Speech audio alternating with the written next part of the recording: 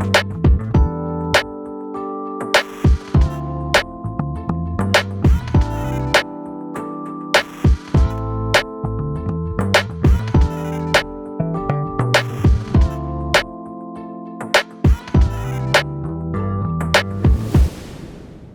right, we're back. For those new or newer to the show, Roll On is our inconsistently bi-weekly news/entertainment/ask me anything mashup where we loosen the metaphorical ties a bit, discuss matters ranging from important to frivolous. We answer listener questions. We have a few laughs, hopefully a little bit of fun. Adam, it has been 8 weeks since our last Roll On. And actually, I think this is the longest that I've gone without recording a podcast in the history of the podcast itself, and certainly the longest gap since we began our little thing here.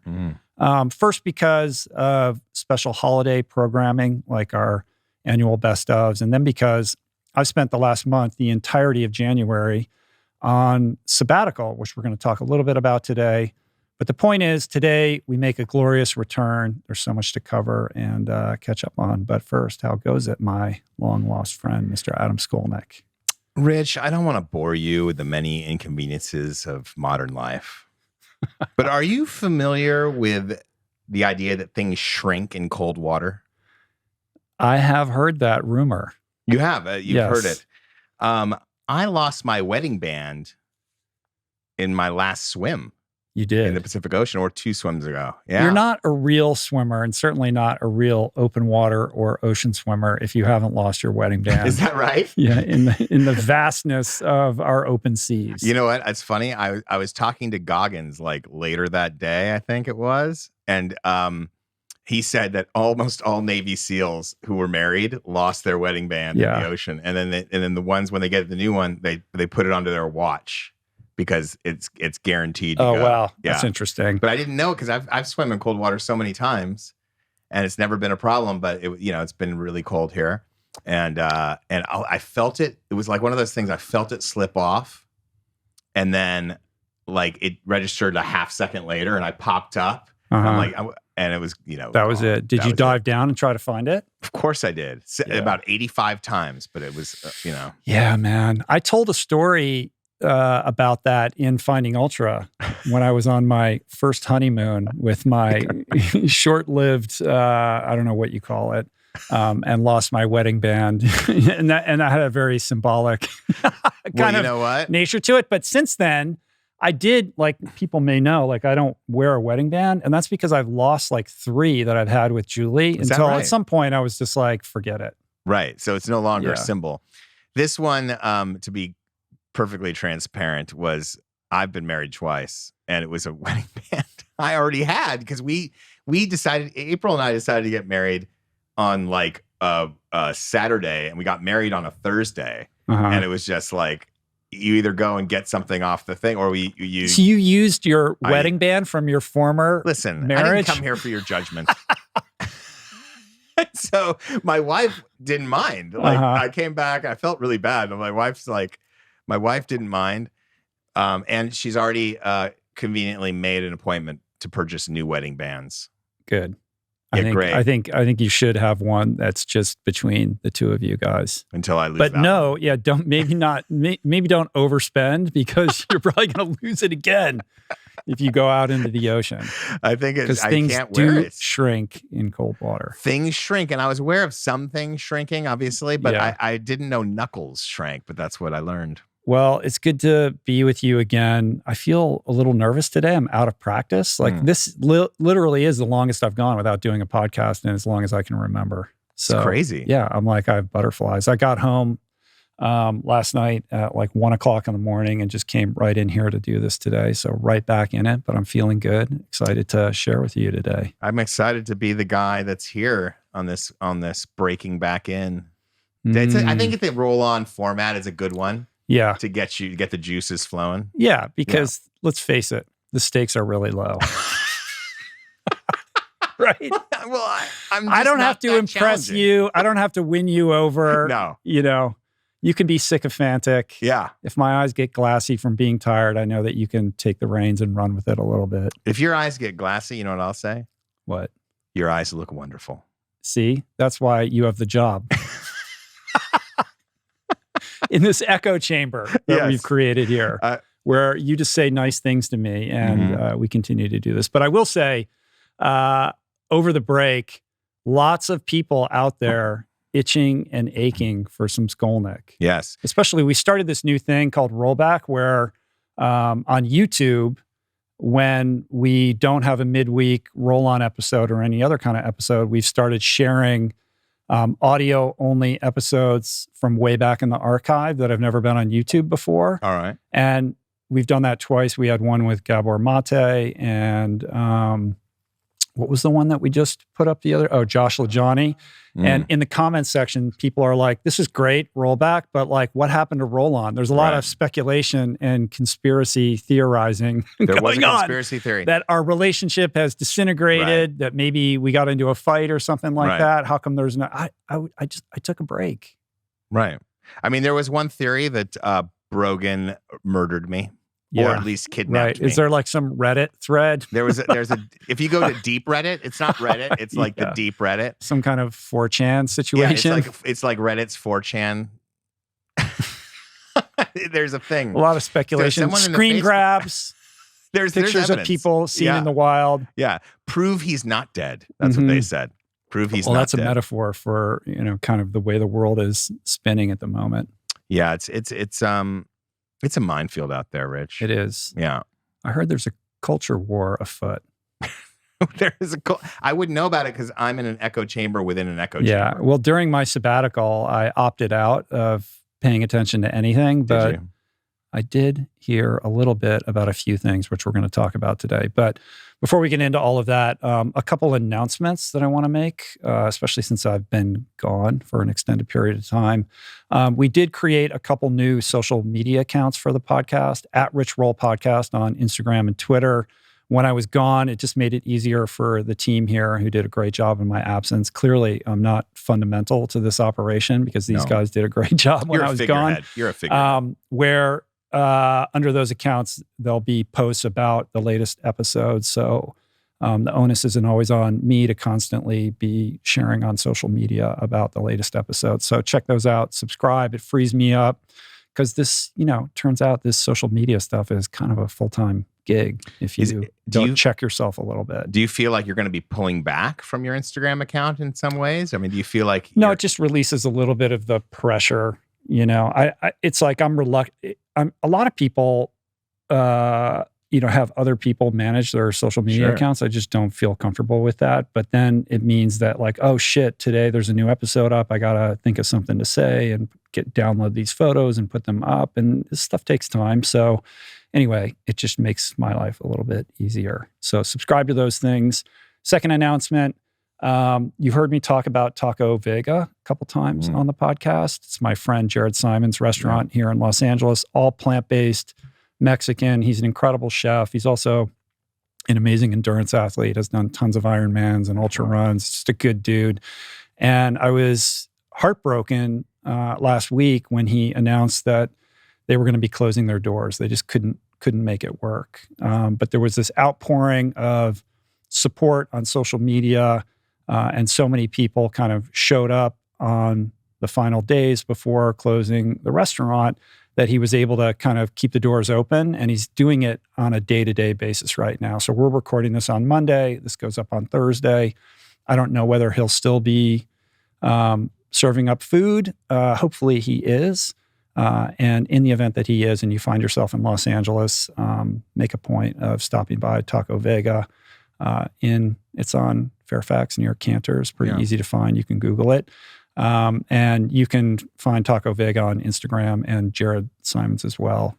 Give him some love, support. I shared a little bit on my stories about that. And hopefully we can keep it open. And if not, I'm sure he'll find some new thing soon. But we got to support our plant-based restaurants. 100%. Yeah. I tried to order, but out of delivery range. Well, drive into town, man. I'm going to drive into town. Make sure you do it. I will. Another announcement I wanted to make has to do with Charity Water. Some of you might remember back in, I think it was in 2017. I've had Scott Harrison on, the founder of Charity Water, a couple times on the podcast. Incredible guy who's just reimagined philanthropy, pillar to post, has created this amazing philanthropic effort with Charity Water to solve the global water crisis, particularly in the developing world. And I raised money for Charity Water for my birthday in 2017. And I think we raised 80 grand through that campaign, which was fantastic. Then Charity Water started this thing called The Spring, where you can donate monthly some amount that gets just kind of auto-debited from your account. And I created a page to do that for us here at the podcast. We donate monthly. And back at that time, I was sort of sharing that with everybody. But I kind of forgot about it because it's sort of a set it and forget it kind of thing.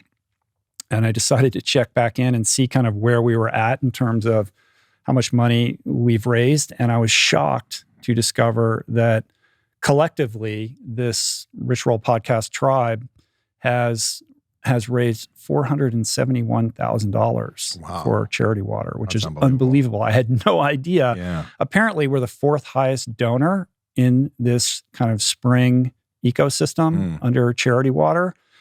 We've funded 13 water projects. 15,244 people have been aided as a result of all of your collective efforts. So I'm just blown away by that. And I just wanted to say thank you to everybody who has contributed, who heard about it through the podcast. It's just an incredible testament to the power of community and the good nature of so many people. And all of that occurred without me saying as much as boo for like 4 or 5 years, because I literally haven't talked about this, which means that actually we could seriously grow this impact. So please, if you're so inclined, if you want to learn more or you want to get involved, contribute whatever monthly amount you can, do that by going to charitywater.org/richroll. Unbelievable. And that 15,244 people you've aided is not a temporary thing. I mean, you're aiding them for, right. I mean, that's a generations to come. That's so 13 water thing. projects, which means basically wells in 13 villages where those communities are getting served permanently, which is unbelievable. Is that Africa, India type I think stuff? It's mostly Africa. I don't, I think on the website you could find out exactly where all of those 13 are. But anyway, shout out to Scott as well. It's super cool. Meal planner update. There's been a significant increase in both new signups and retention, which is awesome. We get so many emails and testimonials from people whose lives have been improved, benefited in a positive way by the meal planner. So thank you for that. And I just want to let everybody know who's considering signing up for it or who is already on board that we're going to be adding even more recipes, including some special ones that feature Shreemu, Julie's plant-based cheese, for Valentine's Day and for the Super Bowl, including a discount on Shreemu. So keep a lookout for that. We're also going to be offering more fleshed out holiday and seasonal content in the upcoming year. And the service just keeps getting better and better and better. I'm really proud of the team that has built this and who manages it. It's really a great product. It's super affordable and it's just great. So for more on that or to sign up, visit meals.richroll.com. Rich Roll, did you just say Super Bowl? I did. Super Bowl is who's not playing? You're not in the Super Bowl. Who's playing in the Super Bowl this year? The Rams, buddy. Yeah. The Rams I and do some know other that. team. I do know that. The Rams against the other guys. I flew over when I was flying home last night. We flew over SoFi Stadium, and you know how when you fly over the top, there's like video playing on the top. Yeah. It like illuminates from the sky. Oh, I did not know that. It's pretty cool. I've never been into SoFi. I have not either. It was a great finish to the game. It was quite something. It was all going down when I was on an airplane, but shout out Cooper Kupp. Shout out Aaron Donald. It's quite a year. Yeah. But that's about all I have to say about football. That you have a Super Bowl. You have a Super Bowl menu. Let's talk about triathlon, Adam. That's something I know a little bit about, and something apparently you know a little bit about because you wrote this New York Times article. I did on the Norwegians. Why do they swim, bike, run so fast? That article did really well. I mean, it had beautiful placement in the printed New York Times. So congrats on that. Thanks, man. It was great to do. It's further evidence of the Rich Roll podcast effect on the New York Times sports coverage, because I got the idea based on our very last roll on where you kind of had seeded it. And Christian Blumenfeld, who I interviewed for a previous story on Iron Man, kind of how they were moving, through you. Mm-hmm, I got connected to Christian. And then he basically blew the record out of the water of the fastest known Ironman time by 6+ minutes. Yeah, breaking Jan Frodeno's What was his record. Time? Like 7:21 or something like that. Yeah, 7:24. 7:24. No, it's in the story. Is that wrong? No, it's 7:21. I think you're right. I think it was 7:21. And he, anyway, so. I called Talbot Cox to kind of find out what's the story behind all of this and how did they do it. Originally, my pitch was kind of more like, I'd heard they did some data stuff. I was just going to profile Christian.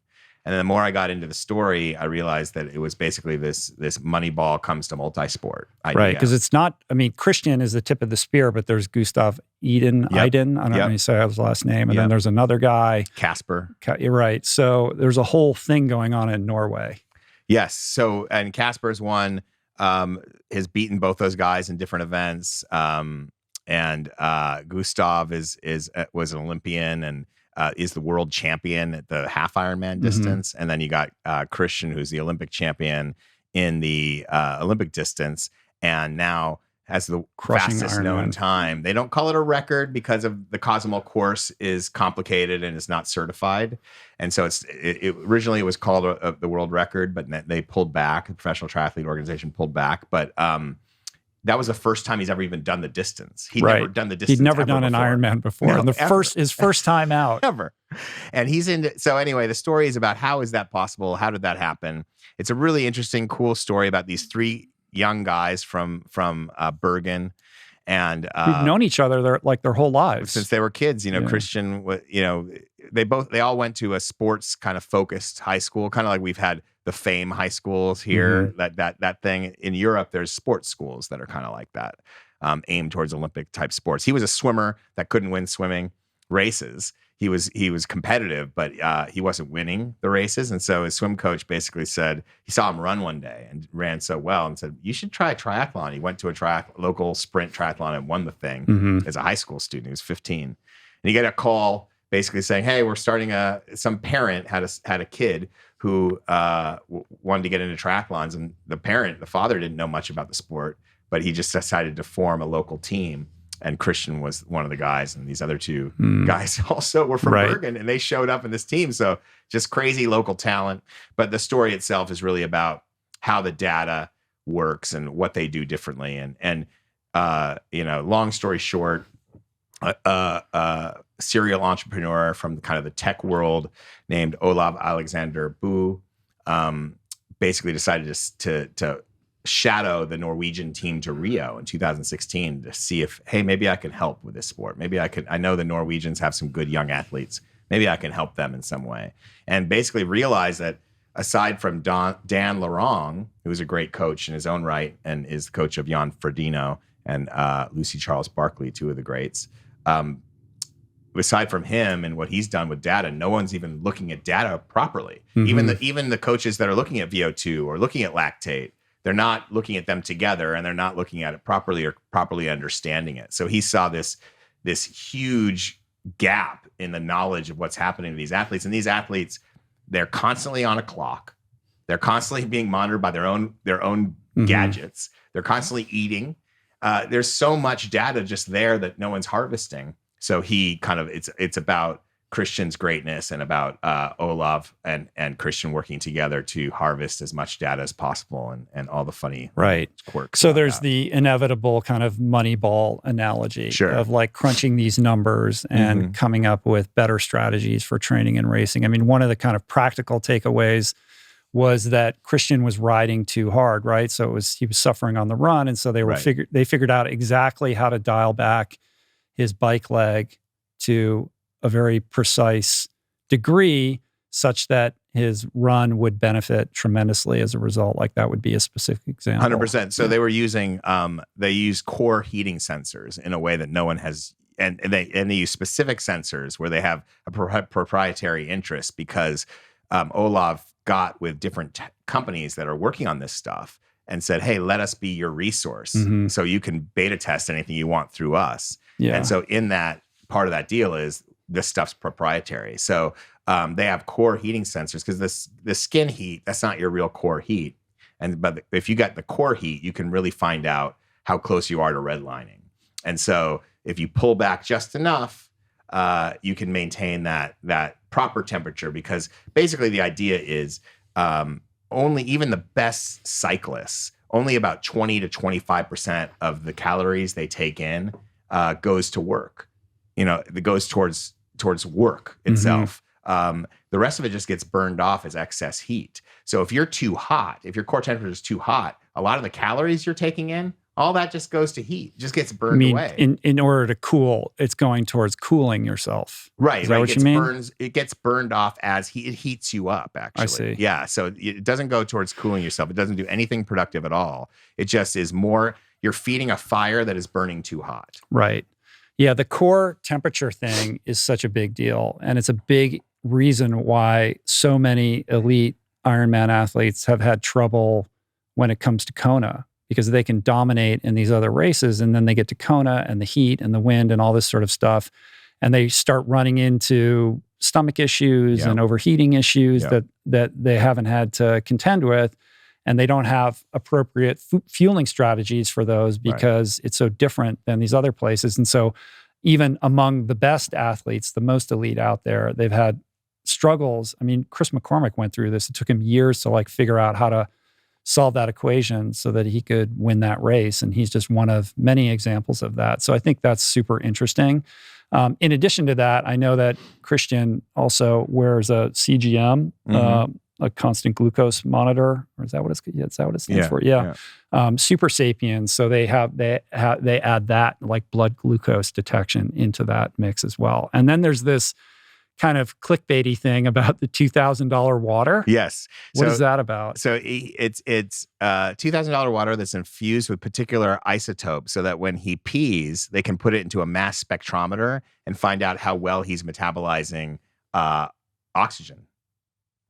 And then they also burn fecal samples to find out how well he's metabolizing his carbohydrates. What's funny, it was very cheeky. Like Christian, sometime last week, or when did the article come? It came out it was 10 days ago or something like that. 2 weeks ago. When it came out, he shared on Instagram stories him drinking the $2,000 water,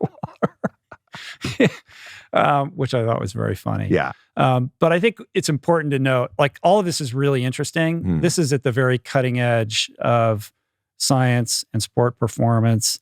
And we're talking about the most elite athletes in the sport. Yes. And I think it's important to contextualize that against the rest of us, who are the Huffer-Duffers and the average people. Lindsay Krause, former podcast guest, New York Times writer. Yep. Did you see the piece that she just wrote? But I did see about ditching her data. Right. Basically that's the other end of the spectrum. I'm done with my watch. I just want to go out and enjoy running in kind of a more purist way. So both of these have their logic. What is your goal? Right. Yeah, I agree with you. And just real quick, if you want to take a layman's view, and if you are interested in getting faster or in a scientific way, essentially, basically what people were doing was the American side of the sport was looking at VO2 max, which is kind of your max potential. And you could hit your max performance, but maybe only hold it for 30 minutes or an hour or something like that. Lactate meters, from what Dan Lorang told me, was more a European thing. They were checking out the lactate tolerance in the blood, and that enabled you to go long, but it wasn't really focused on max performance. It was more focused on maximum endurance. And so what Dan did was mix those two understandings together to try to expand your max fitness and hold it for a longer period of time. And what Olav Alexander-Boo is doing is basically taking that and jumping, 5 steps ahead, using more monitors to better understand it. And Dan says, if there's ever a sensor I can't use, he's happy. So Dan he's coached, the arguably certainly the greatest of his generation, 3-time Ironman champion, Jan Frodeno. who's been able to win races deep into his 30s. I think he's in 40 now or something. And so he cares about data, and Dan and Olav are friends, and they talk about this stuff a lot. So I don't know. I mean, if you're looking at it from a kind of a layman's perspective, there's definitely something there in terms of trying to maximize your best performance rate and then expand that ability to stay there for a long time. Because we have VO2 max here, but that doesn't really dictate how fast. I've never paid attention to that. Right. Ever. Well, it's not a real one anyway. But yes. But setting my zones based on lactate levels has always been super important to me. You know, I talk endlessly about zone 2, but understanding what your zone 2 is, which is where you develop your aerobic base and your aerobic capacity, you have to be properly lactate tested to establish those zones. And the more aerobically fit you are, the flatter that curve is in terms of like the lactate increase as you escalate your effort and your intensity, and the quicker you kind of go back to baseline. And in endurance sports, like VO2 max, I've always thought of it as being not that important, because what your threshold isn't really crucial. It's how vast your aerobic capacity is, like your ability to maintain a sub threshold effort for the longest period of time possible and recover quickly, so that when you ramp it up into a tempo effort, you can then go quickly back down to baseline. And so what they're trying to do is basically make work that both sides of that. Yeah, I understand. And make that max something they can hold for a period of time. But anyway, back to your thing, just to wrap it up.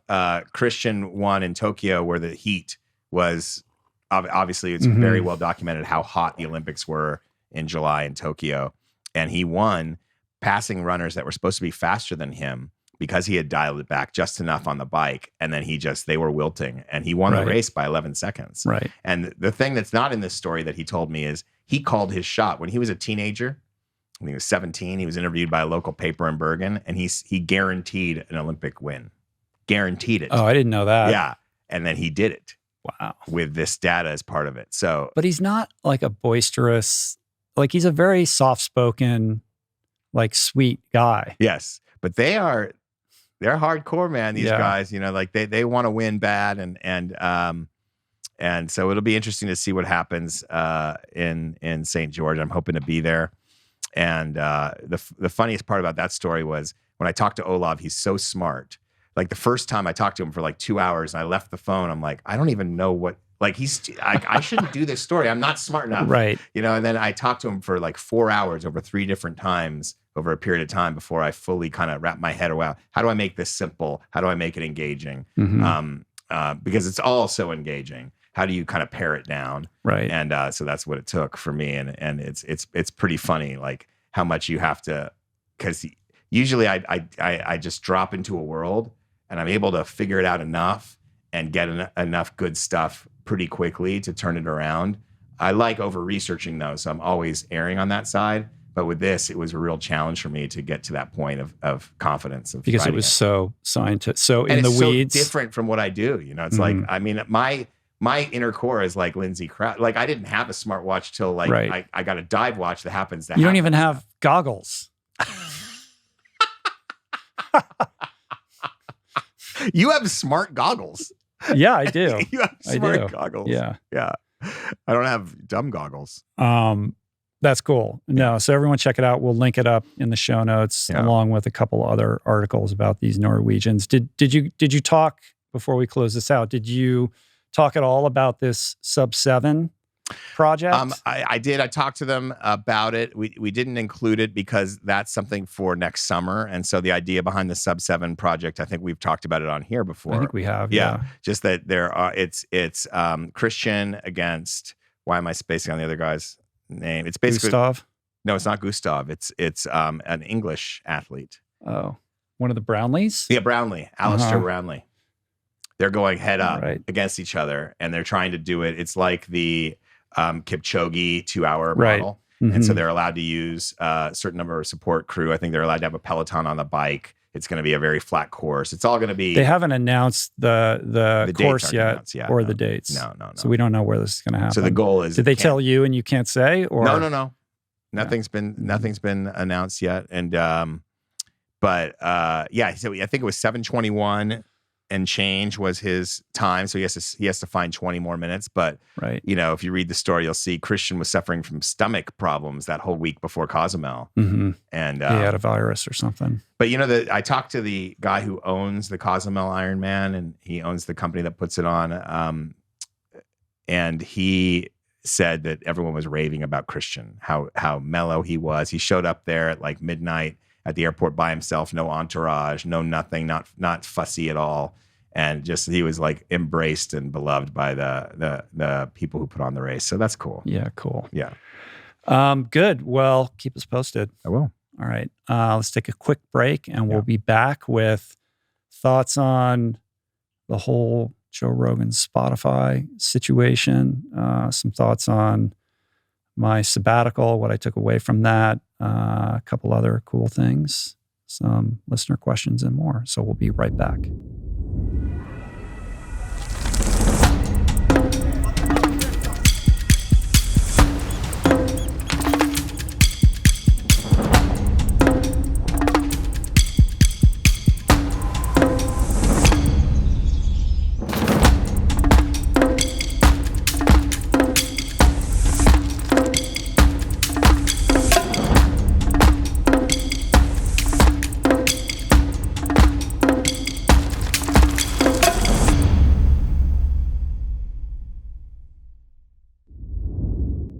So, Adam, I don't know if you know this, but the culture war is afoot. Yes. It is alive and well. Are we really going to step into this?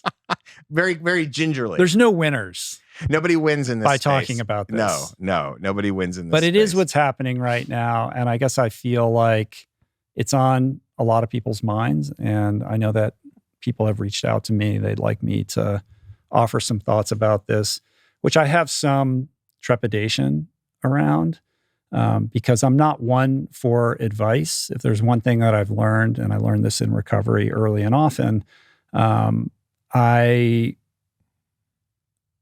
reluctant to give advice. I'm somebody who likes to share from a perspective of experience. So I try to steer clear of treading in waters where I'm not an expert. So we're going to talk about this perhaps briefly and as kind of gently as we can. But I think, as many people know, there's this controversy that's occurred over the last several days where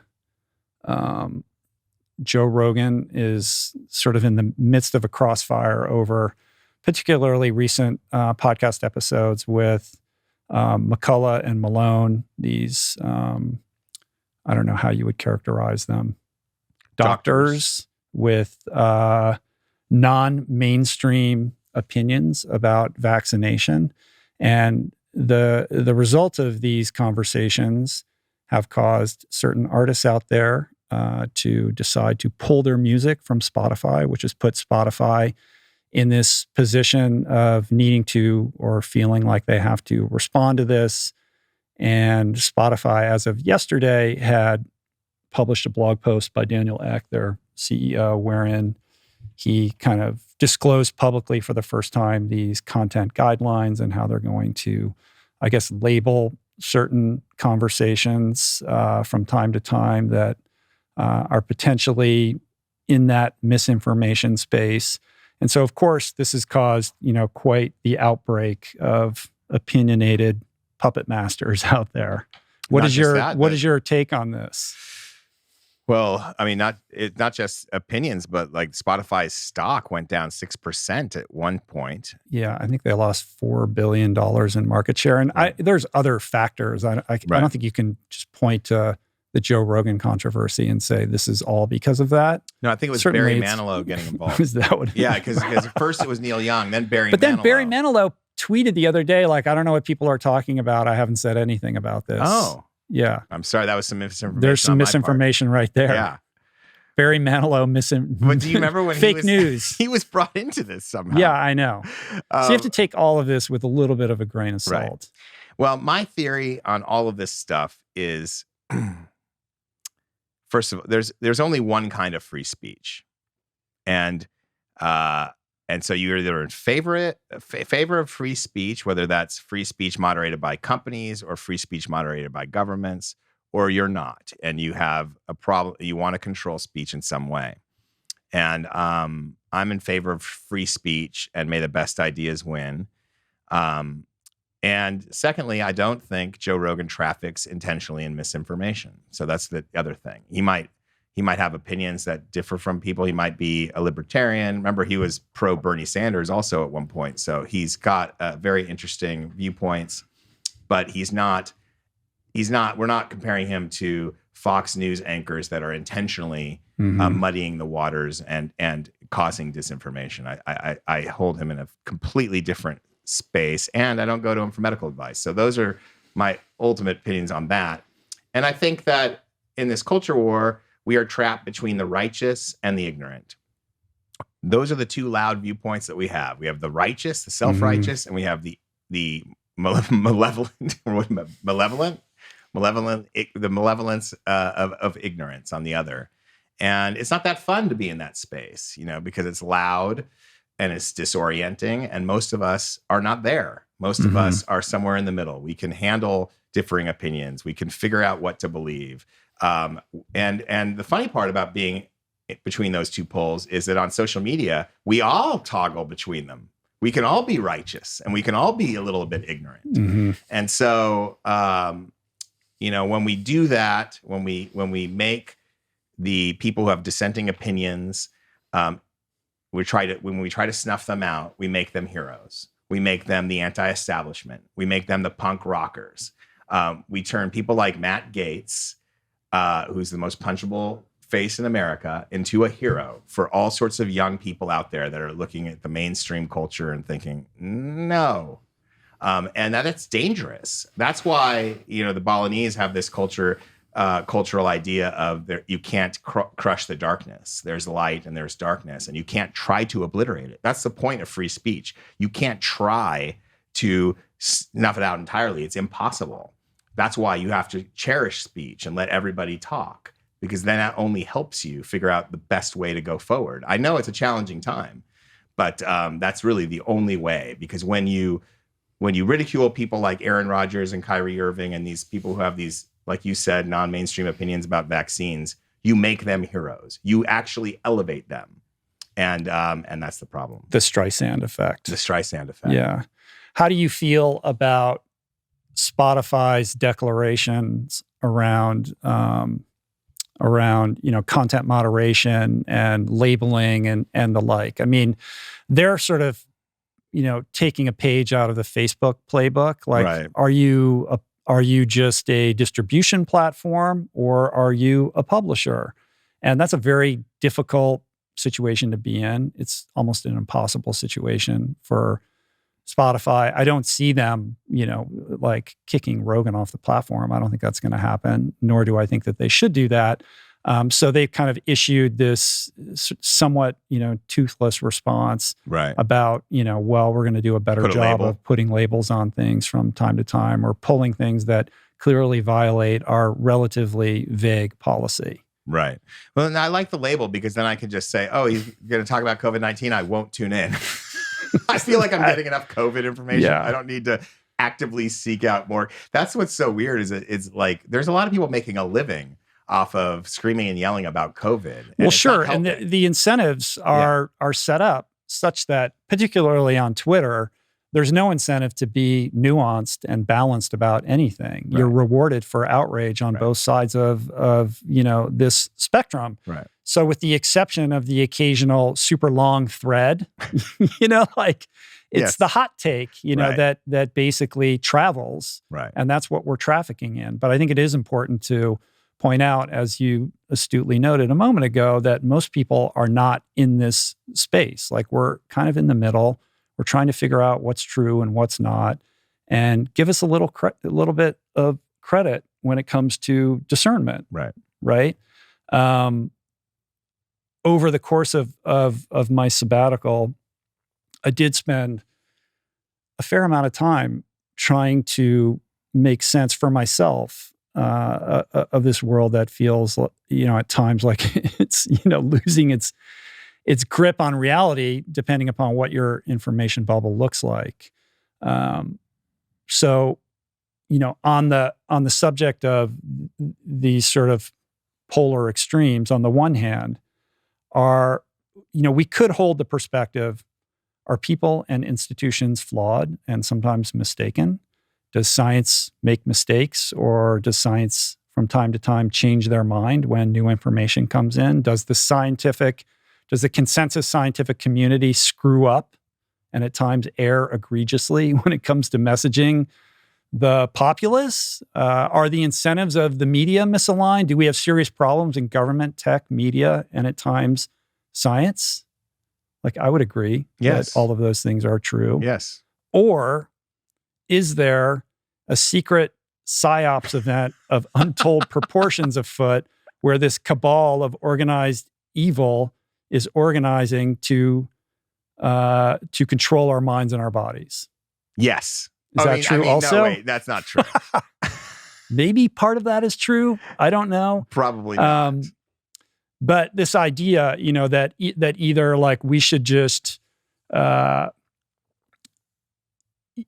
give Anthony Fauci a crown and, name all our pets Fauci and just, put him on our t-shirts and lay down at his feet, or, there's a crazy conspiracy afoot of mind control. Right. Are people naming their dogs Fauci? Because that is a good dog name. Oh, that's a thing. That's for a sure. thing? A lot of people are doing that. Okay.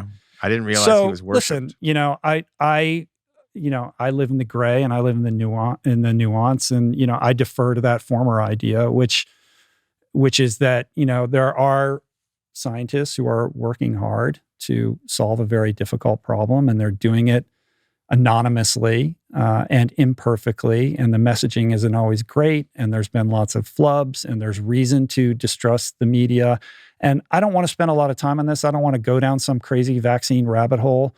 I really don't want to dwell on this very long. I am, like I said at the outset, reluctant to even bring it up because it is so unbelievably divisive, and because whatever I say is unlikely to change anyone's mind. But I do feel that it is important to say that although there have been mistakes and there's been overreach, I'm not in favor of mandates. And I think that, there's been a lot of errors made in terms of kids in schools and, what's going on there. And I understand the problems of big pharma and the misaligned incentives there. But I do, like I said, believe that there are good people, good scientists who are trying to solve difficult problems imperfectly. And as for the Rogan kind of Spotify situation specifically, I'm not into deplatforming. I don't think that's a solution. I don't think that he should be punted off Spotify.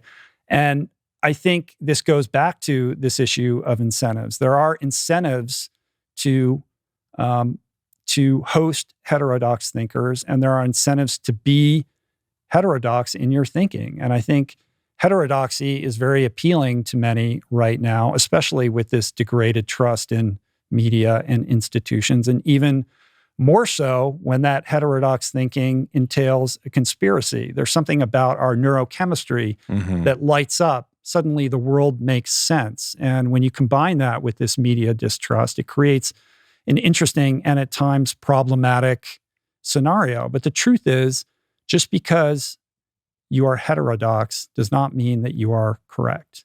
No. Maybe you are correct about one thing, but perhaps you were wrong about 1,000 other things. And I think generally the heterodox idea is not correct. Consensus scientists are not out doing podcasts. And many of these heterodox secular guru types, if you look at them, if you kind of canvass these people and try to identify similarities or common themes among them, a lot of them seem to have a past where they have been dismissed or ignored or maligned by institutions, particularly academic institutions. And as such, their anti-establishment perspectives then become fueled by resentment and jealousy and pettiness. So it's this misunderstood genius problem, right? Like I figured this out. Nobody is seeing me. And there's like an irritation there that is driving this need to be seen and to be heard and to become like this secular guru on the internet. Right. And then you take that. That's a great backstory for, like misunderstood genius X, which is like, it's so true. And then you take that, and then what you get is people who are skeptical, but they're only skeptical in one way, right? I'm skeptical of mainstream media, or I'm skeptical of big pharma. Then they hear someone like that, but they don't bring that same skepticism for this random person that they never heard of until they were on a certain podcast. The skepticism is very specifically directed. And my theory on that is as long as that misunderstood genius aligns with that worldview, then suddenly there's a myopia when it comes to that skepticism being applied to that person. If COVID-19 has revealed anything specifically to the United States of America, it's that we are intensely self-interested, and I would say only self-interested. And these culture wars do the same thing. They focus through this lens. I'm going to tell myself a story. And I had very good friends that had their 4-month-old in the hospital for a week in the last, right before all this kind of talk broke out. And it was very touch and go. COVID positive, also got RSV. So fighting 2 of these crazy viruses at 4 months old, on oxygen for 3 days in intensive care. Baby's fine now. It's all going to be good. But, I know the stakes. I have a 17-month-old at home. I'm very careful. We don't live normal life still, even though a lot of people are getting comfortable with the way things are. I'm still very careful. We're still very careful. And so I know the stakes. And so, but the thing is like the people in my position with children under 5 who can't be vaccinated are, we see things and we think people should act in a way that would suit our particular situation. People in your position that have older kids that are dealing with kids that have to be in mass at school, or maybe my sister's kids who are a little bit older than mine, they're seeing the same kind of thing. They're like, well, how can I make this work that's not going to impact my child's early education, my child's language acquisition, which is some of the problems with mass at schools. And so we all see these things through we have to remind ourselves, we're seeing it through our lens, and nobody else is seeing it through our lens, and you have your little subgroup, but that doesn't make your subgroup correct that other people should be acting a certain way, but we lose track of that, right? And you can put any issue on the table. I guarantee it's not that different. It's like we're so self-interested, we're so obsessed with what's affecting us that a mask is a big problem, or this is a big problem. And then you look at other countries that 95% are in line with whatever the public health information they're getting tells them, and that tells me that they care more about the public a little bit more, because maybe they don't agree with all of that, but they're willing to do it because that's what they are told the community needs.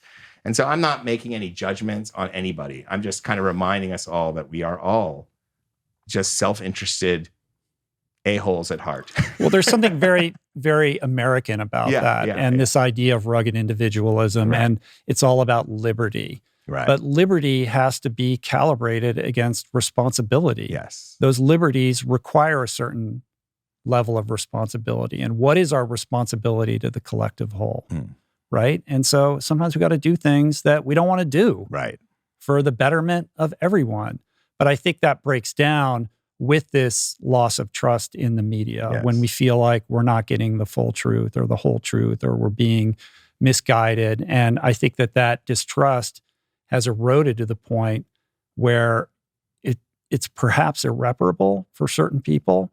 And it creates this receptivity to other ideas or a sense of transparency and honesty from other people where the message is coming to them in an unfiltered way. And there's a lack of skepticism is one word, but also just critical thinking around the information that we're receiving. And so I think again, like I'm not into deplatforming anyone. And like, I think, that's a little too close to banning books, which is also the other thing that's going on right now. It's happened. You can't, this is happening in tandem. And the people that, it's interesting that the people that want to ban these certain books from schools are probably by and large like pro Joe Rogan. Right. And the people that want to deplatform Rogan are railing against the banning of the books. These things, you can't have these things both ways. Yeah, and in one book in particular that was more recent was Mouse, which is a seminal graphic novel about what Jews went through during the Holocaust, and it's an amazing book, and I highly recommend it. And it just displays in a couple of ways, because I don't think the people that are banning Mouse in Tennessee in that one school district actually listen to Joe Rogan, to be honest with you. They're just a bunch of, like, there obviously is a white nationalist problem in that county. You can't, there's no other way to interpret that. And they're not the only people who are comparing what's happening now to the Holocaust. So that's happening at the same time. So right-wing people are banning the Mouse, and at the same time, people on the right are comparing what unvaccinated people in this country are going through to the Jews in the Holocaust. And it's extremely irresponsible and very offensive for me personally to hear that. And it's absolutely absurd, but I would never ban them from being able to say that. You know what I mean? Like I'm like the ACLU, old ACLU. Not the current ACLU, which just seems to have lost its like sort of like footing with all of this. I'm the old ACLU that says, let the idiot Nazis speak, because they're such morons. No one will ever. Ira Glass wasn't the guy's name that used to run that? Yeah. Ira Glass? I think that's his name. Yeah. Is it really? The other Ira Glass. The other Ira Glass. Anyway, but you hit the nail on the head. Like, the Mouse book is being banned, and everyone's like, that's impossible. But you're right. Plenty of people on the left are looking at Joe Rogan and saying, well, he should be held responsible. And it's like, you can't have it both ways. There's only one way. But you can also make the argument, can you not, that Neil Young saying, I don't want my music on Spotify is his exercise of speech. There's a subtext to that, because it's coupled with his, sort of demand, either take Rogan off of Spotify, or I'll do this. So it's speech coupled with that interest. So there is a deplatforming energy behind that. Definitely. Which makes it a little bit more than just speech, but it is an exercise of speech nonetheless. It is. I mean, he's allowed to do that. Obviously, come on, everyone loves Neil Young. I have so much respect for Neil Young, and music. His music's incredible, and he's always been very political. And I support they can try to do it, but then you don't tell me in the very next day when you release a second statement that you're always pro free speech, because you're actually not. You are not. You're pro a certain political point of view, which is your right, and that's fine. And you're using your incredibly powerful music to get a point across, and it's had a huge impact. So, but I don't believe that is a objectively old ACLU free speech take. I don't think he probably is in that camp. You know? Meanwhile, Brene Brown announced that she would not, who has an exclusive deal with Spotify, I think she has 2 podcasts there, is not going to be releasing any new episodes, which is that's a bold move on her part. Very bold. You know, like it's very interesting to see it happen. And I'm so like, I've become, I was very political in the early and mid 90s. Like, I was an activist during a time when everyone was making a ton of money and nobody really cared about these thorny issues. And I was dedicating my life to it, making no money. And so it's funny to be in this position now where everyone is intensely political. It makes me want to be completely apolitical. That's how I think about these intensely political people right now. I'm actually getting a view of what I sounded like. Being the Nirvana fan from day one, and then deciding you're no longer a Nirvana fan when they left Sub Pop or what, Yeah, something like that. Right, exactly. I'm looking at it now, I'm like, God, did I sound like that to people for 5 years? Because that's what, you're surrounded by people from different sides, and most people are uninformed. That's the bottom line. Yeah. So again, I just think, again, deplatforming is not the answer here. Censorship is not the answer here. It's taking responsibility for having a more robust information diet, and, shouldering the responsibility to be a critical thinker with respect to everything that's coming in, not just the stuff you disagree with, but the stuff that, tends to light you up inside anyway, like rings those dopamine bells. And so I thought it would be helpful, especially for those that might feel the tug or the pull or the seduction of some of these, secular gurus who are spinning heterodox thought out there, to offer a couple content pieces that might expand your silo. And one that I found very helpful and enjoyable at the same time, entertaining, is a podcast called Decoding the Gurus. These guys are great. It's these two guys, Chris Kavanaugh and Matt Brown.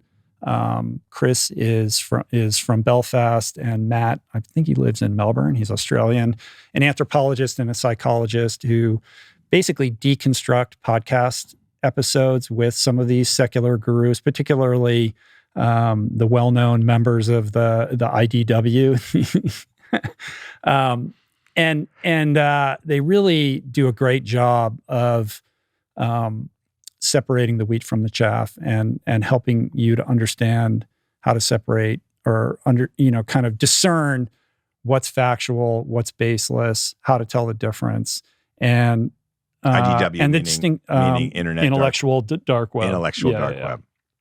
And kind of distinguishing between good and bad science. And they do it in a very entertaining way. They have a great dynamic. I mean, nothing like you and me, Adam. No, I mean, come on. I mean, they're pretenders to the crown when it comes to that. If you want some good talking head content, come But the accents are great, and they have a lot of fun doing it. And I found it to be enjoyable to listen to these guys. And in terms of like, I hate this word, but like sense making, right? Like, how do we make sense? Like, what is true and what isn't? And we all need a little bit of help, and we need to step outside of our comfort zones and, hear from other people. We can't just take what we hear for granted. Let's also entertain some critical thought around those ideas. Another suggestion would be Rebel Wisdom. This guy, David Fuller, who's a former BBC journalist, who I would deem basically somebody who's doing responsible heterodoxy, who kind of looks at the heterodox space, tries to understand what's good heterodox thought and what isn't. And he's got a YouTube channel, makes lots of videos about this subject matter, and I find him to be fairly reliable and smart and informative. And then the third would be, and this is specific to kind of the vaccine space, Peter Attia's The Drive podcast, where he's had a couple, what I would characterize as very balanced, responsible discussions on COVID and vaccines. Early on, he was very much saying, "No, this is real. COVID's very scary." I mean, he's very pro-vaccine, but also not afraid to be critical where public health policy seems to disconnect from logic. Right. Like, for example, if young children are in school, they're all vaccinated, the teachers are vaccinated, like, why are they all wearing masks? Like, does this make sense? Like, having kind of a grounded conversation around the science. And he's done some, I think, pretty responsible advocacy around this in terms of what is true, what isn't true when it comes to vaccines and vax safety. A couple of recent podcasts where he had Z-Dog on there, Zubin, I forget his last name. Z-Dog? Yeah, Z-Dog. That sounds like Peter likes Peter's proud of his physique too, I've noticed. He's very, well, Peter's an interesting guy. He's very strong. He is an ultra endurance swimmer. Okay. I'm pretty sure he's tight with Steve Munatones. Oh, really? Well, Peter I think he did a double Lanai to Maui crossing. Peter did that? Yeah, like a long time ago. That's amazing. And he's done some pretty interesting cycling stuff. Yeah. He's very fit. Yeah, I mean, he's a good athlete. Good answer. And pretty smart and just, grounded in his approach to all of this. So maybe check that out as well. As for Spotify, again, they're in a tough spot. It'll be interesting to see how this story kind of unfolds over the coming weeks, because I think we're definitely not done with this. No? But we are. No, maybe we're done talking about it. I mean, this story is still unfolding, is what I'm saying. And by the time this podcast comes out on Thursday, who knows where all of this will be. Well, one final note on the book banning. By the way, the author of The Sympathizer, which is a great novel, kind of the Vietnam War novel from a Vietnamese person's perspective. He's an American Vietnamese heritage. His name is Viet Thanh Nguyen. He wrote a great piece about books and book banning and all of that in the New York Times as an opinion piece. He's a professor at USC, great novelist. His novel won the National Book Award, I'm pretty sure. And anyway, he had a great piece about and very much against any sort of, deplatforming and book banning type thing. And one of the points he makes is anytime you ban a book, look what happens. And Mouse, which was banned in this one county in one school district in Tennessee, was number 4 on Amazon when I went to buy it. Yeah. Because I'd given my copy away years ago. I noticed that as well. And so it's like, that's the point we're trying to make, right? Like the deplatforming thing, if you really care, it doesn't actually help. So, like if your problem is too many people are hearing this, deplatforming won't solve that problem. Well, particularly in Rogan's case. Right. I mean, biggest podcast in the world, he could go anywhere and take his entire audience with him. Right. It's a non-issue. Right. Maybe he would be even better off or happier if podcast or if Spotify found a way to release him from that contract or let him go. Maybe, who knows? So it's not even really. His podcast would still be huge. Is the yeah, point. it wouldn't suffer in the least. It might even grow larger. Right. All right. Let's move on. I want to talk about things I learned on my month off. But before that, we have another little thing that I want to cover. another piece of the metaverse. Yeah. This also relates to like media and news and yes. And fake news and misinformation, I suppose. You got served by the metaverse. A little bit.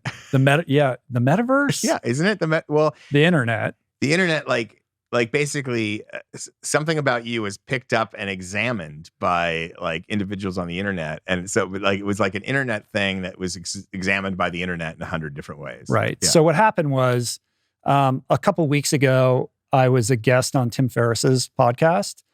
And that was a big deal for me. I mean, he's, got this incredible podcast and unbelievable audience. It was quite an honor for me to be a guest on that show. And I was, in all honesty, in transparency, like I was nervous. Okay. And then even after we recorded it, I was all up in my head about it. I was like, I don't feel like I did a good job. And I was like, oh, no one's going to like this. You get that way? I was totally up in my head. Because that's how your guests feel when they leave here. And now I have a lot more sympathy because that has been a thing, recently with a couple guests. And I'm always assuring them like that they were great. And I literally for like 2 weeks or whatever was like, I blew that. It was a great opportunity to yes. But anyway, people seem to enjoy it. I think it's doing well or did well. And I got a lot of nice feedback and comments from a lot of people.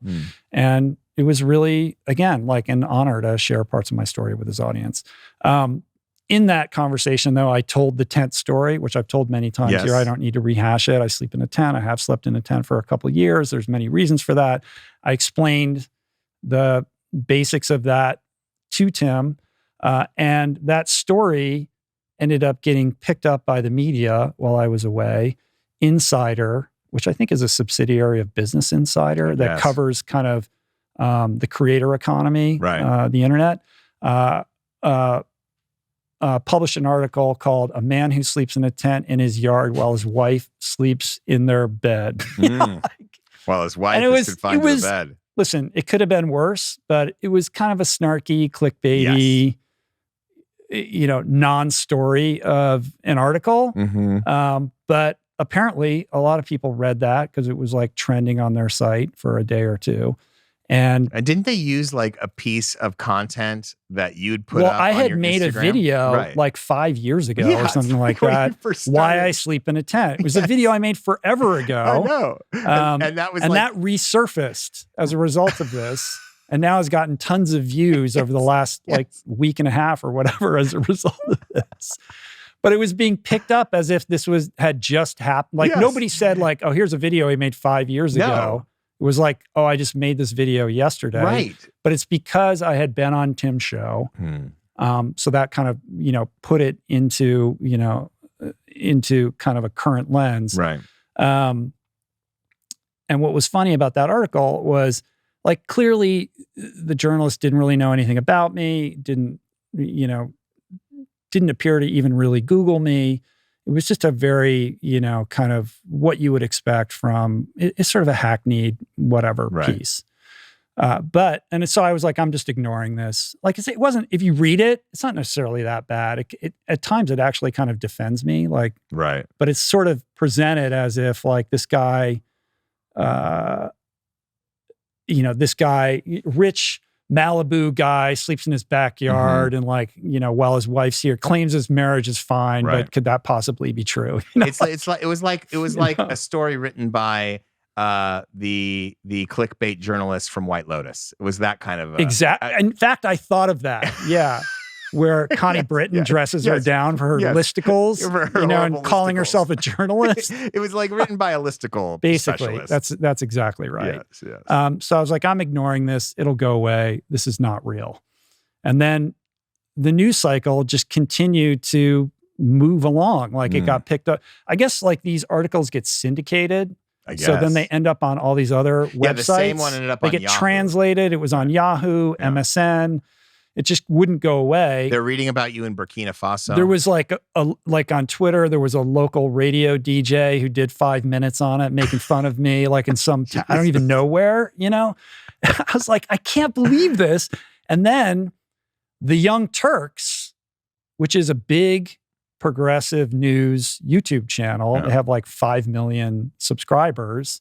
Well, there's is it Cenk? How do you say his name? Cenk Younger, the main guy on the Young Turks. Okay. But there's these other two pundits, Anna Kasparian and John Landarola, who do a show there, I guess. And so they did a whole thing, made a video. Why is this husband sleeping alone in a tent? And did like 10 minutes on me for this standalone video on the Young Turks. It has like over 100,000 views where they're just making fun of me and riffing about this. John is kind of defending you. A little bit. Yeah. He did a little bit. Yeah. She was taking hits at me. But neither of them, like, just if you just Googled my name or just like, oh, he has a podcast or oh, he wrote a book or oh, he did these. Than we are. No, it's just rich Malibu guy, like, blah, blah, blah. And it wasn't like, again, I just decided to ignore this whole thing. But I think the kind of takeaway, it was weird. Yeah. And it was definitely it could have gone worse. And it is this weird feeling of vulnerability. I mean, I did make that video, Why I Sleep in a Tent. So I put it out there and I told the story on Tim and I've talked about it many times here. So I'm not hiding anything. No, there is like when you're at the prey of some journalist and their hot take, you feel a little bit powerless. Right. Like, oh, they're going to spin this story and I feel defenseless here. It is a weird feeling. And it made me realize also, like, I can't believe what you see or what you read or what it's like, this is just, these people are just doing a job. They need to fill this content. Like, why are the Young Turks even talking about this at all? This is not about news or politics or anything like that. Was it a slow news day? It's just something that's entertaining for people. Oh, here's something to, here's some, junk fast food story for you to chew on for 5 minutes. Well, my biggest takeaway from the Young Turks thing is it reminded me why I've never watched or listened to the Young Turks. Like I'm not interested, but also there's a difference between journalism, actual journalism, and what you've described here. And the problem is now people look at that and they think that's what they think journalism is. And it is, unfortunately. Like you go on CNN and any major news network, and it's mostly a bunch of talking heads talking about stuff. It's not really reporters on the ground doing the hard work. And so then we look at the Young Turks talking about this story, and it's as if that's a story, like it's as if that's a news story to be discussed by people and parsed. And it's very lazy and bad content and strange to go in and take someone's like sleep habits. It's cool for you to talk about because it's important to you, but it's not cool for like, I think it's just bizarre that like people take these non-stories and make them into things just to fill our ears with sound. Yeah. So anyway, I think basically in the wake of the whole thing, I should just, by the way, like I've upgraded the tent since then. Yeah. It's not even so I got back last night, like, I got the glamping tent set up. It's super dope. I've got a bed. It's amazing, right? So I think I'm just going to take some photos in the tent or in front of the tent and just say, fuck you. Yeah, I fucking sleep in the tent. Yeah, here's my tent, asshole. Yeah. I also think that, I think of the Willie Nelson phrase where he said, I once interviewed Jack Johnson, and Willie Nelson told him once, you don't read your press, you weigh it. In that, like, in your case, it's like, who cares what they're saying about you? They're saying something about you, and that's all that matters. Yeah, it's just weird. It is weird. Anyway. All right, let's move on. I just spent a full month in Maui. I flew there on January 1st, just got back last night. Today's the 31st. This is the third year that I've taken this sabbatical. And so I thought it would be kind of instructive to talk a little bit about like why I do this and what I've learned. And it was just a great experience. I mean, it's the most chill and relaxed and distant that I've been from work in the 3 years that I've started doing this. And I just feel so refreshed and renewed from the experience. Basically, it was an opportunity to completely break ranks with work, be off the computer, be off email, not have anything to do with anything professional, and just exercise some self-care. So I established like a daily routine. I brought my bike, so I would ride every other day. And on the days in between, I'd go to the gym and swim and chill. I just feel better than I have in quite a long time, physically and mentally. And I went to Maui. I wanted to go to Byron Bay in Australia again, but just getting to Australia was too problematic with COVID and all of that. And Maui was the one Hawaiian island that I knew the least about. I spent tons of time on the Big Island, tons of time on Kauai. I'd been to Maui before. I did Epic 5 there, and I'd been there on one other occasion. But I wanted to learn more about that island. And now, in retrospect, it's like my favorite island. It was so great. Yeah. All right. First of all, it has the best cycling of any island in Hawaii. Because the terrain. First of all, the pavement. Terrain's varied. First of all, the pavement is great everywhere, which is not the case on some of the other islands. But there's a lot of terrain variability, tons of coastal rides and climbs, and a lot of really interesting routes upcountry and inland. And then, of course, you have the Haleakala climb, which I did last Thursday. Did you? Yeah, shout out to Jonathan Hostick and his beautiful wife, Laura, and their kids, Marin and Isla. So Jonathan was a guy, I was out riding one day, and I was going up this climb, and the guy rode down past me, but he shouted my name out. I knew he recognized me, and he whipped around. We rode a little bit together, and he just said, I'm here for a while. I live in Toronto. I'm just going to be riding every day if you want to ride. And I'm going to do Haleakala probably a couple times. So if you want to do it, Laura will, sag us, crew us. Oh, cool. So we have some support. And I thought that would be cool. So last Thursday we did it. It's a 34-mile climb where you gain 10,000 feet of elevation. Wow. And this is half-assed internet research, but I think it's the second longest climb in the world. That's what Jonathan said. We should probably fact check that. But incredible, like to climb to 10,000 feet. And we had this epic day where usually it's freezing up there when you get to the top, but it was like 63 degrees and totally pleasant above the cloud line. Just, extraordinary. But that was just one of like many epic rides. So I really kind of fell back in love with riding because I hadn't been cycling that much. And because of my back, I'm really taking a break from running at the moment, but I can ride my bike without it being problematic. So it was just fantastic to be on the bike in the warm weather. And to really kind of just reset everything. And I think, did you swim in the ocean? Swam in the ocean. There's also a great aquatic center in Kihei. I was staying in Kihei, like multiple 8-lane pools. And, basically not that many people there, free. You can just walk in and go. So great swimming facility, ocean swimming, cycling. Did you cycle to Hana? Not all the way. I was staying in Kihei, which is not where the great cycling is. So sometimes I would drive to Paia and then ride. I rode like most of the way to Hana one day and rode back, but didn't make it all the way there. I drove up country one day and then rode the road to Hana on the other side, going the other way, which is like you descend for like an hour and a half. And then you got, I was like, I better turn around. But the grades are like 10 to 13% going back, which is pretty steep. So, all the work is on the way back. But I never made it all the way to Hana. Okay. You need to have like some Have you support. done that? No. I've been to Hana one time when I was a kid, like a long time ago, and like not since I've really been a traveler. So yeah, I highly recommend it. But part of it, of course, is to have this analog experience, right, and not be on the phone, right. But I didn't go like under the idea that I was not bringing my phone with me or anything like drastic like that. I was like, I am going to temper my phone use. I'm going to be a responsible iPhone user. Did you have like a standard that you were going for? Well, like a certain number of hours a day or something? These guys here were running the business, so I wasn't worried about having to like be involved in that. Right. But I've got a kid who's applying to a school who's going to need help on the application. I'm talking to my family every day. We're FaceTiming. There's, things that have to get dealt with. So the idea was like, look, I'll check my email like maybe once every 2 days. I have an autoresponder up and, I'm just going to limit my phone use as much as possible.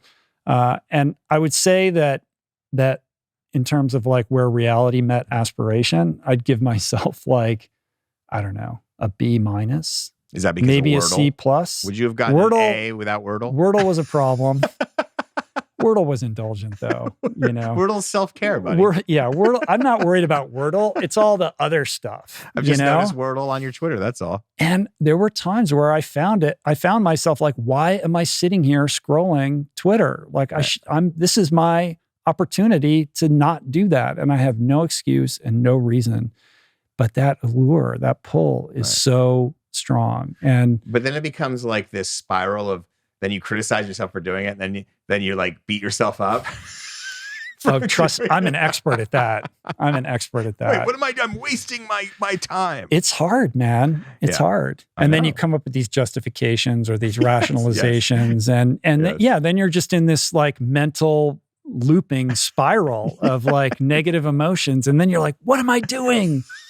I'm supposed to be off of this fucking thing, which is interesting because I have this book here sitting on the counter, Stolen Focus by Johan Hari, who's coming in, I think, next week to talk about it. So I'm about halfway through this book, and this book is about this exact thing. And part of it is, it's not our fault. Like these things are so powerful that we are powerless to, basically rebut their wiles. And it is really difficult. And this book is great. It's kind of about Johan's own version of this experience and also, the science behind how our focus is being eroded as a result of technology and kind of our modern world. And I look forward to talking to him. I always love talking to him about it when he comes onto the show, but I was having my own like lived experience with this problem that I think is relatable to everybody who's ever tried to put the phone away. But when you strip away all of the excuses, like I have no work excuse, I am here for the specific purpose of, kind of simplifying my life and getting clarity. And to have it creep into that like makes me realize just how pernicious it is. And how difficult it is to create healthy boundaries, around the phone. So for the most part, I did fine, but I had these like lapses that made me realize like how powerless I can be at times when it comes to this kind of stuff. But in terms of what I learned, like that's sort of the negative aspect of this. I mean, for me, like it was great to not be on social media. Like I didn't post anything about being there. I didn't really want anyone to know that I was there. I really didn't want to have any complexities. I am a true introvert, and I realized that I had no problem ostensibly being entirely alone for this entire month and barely talking to anybody. Like I was totally fine with that. Like I needed that to kind of like heal and restore my energy levels. I also realized, and I've learned this in the past, but this idea that, the way that our culture is set up, you go on vacation for a week or maybe 2 weeks. But I didn't even feel myself slowing down until I was like in the third week. Yes, it takes like 2 weeks. It takes 2 weeks longer. It and takes 2 weeks. I realize how privileged I am and how special this, opportunity was that I was able to take advantage of.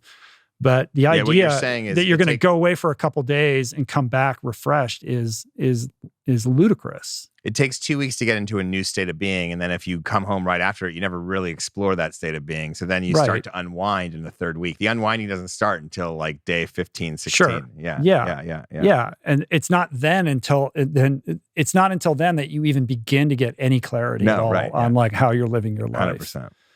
So I have another thought on that I want to share. Let me put a pin in that. But I also, I learned that I like routine even when I don't need it. Like even when you're in a place where it's like you don't need routine, like I was happier when I was like, okay, my routine is I'm going to ride my bike every other day and I'm going to go to gym on the other days. But also to say, I'm not here on a training camp. I don't have to be agenda driven, but to have some kind of structure, I don't know, for some reason made me feel better about the experience than just being like, I'm just going to like not have any schedule whatsoever. So it was that balance of like having some kind of routine while also not over scheduling things. I learned that the world spins in my absence, which is great for the control issues and a healthy dose of humility that I'm not that important. Right. That was good. I mentioned that, yes, I fell back in love with cycling. I don't think that I could ever live on an island. No. By the time the month came up, I was ready to come back. What about the So island? Despite all the introverted tendencies that I have, like I really like missed people and it was time to reconnect.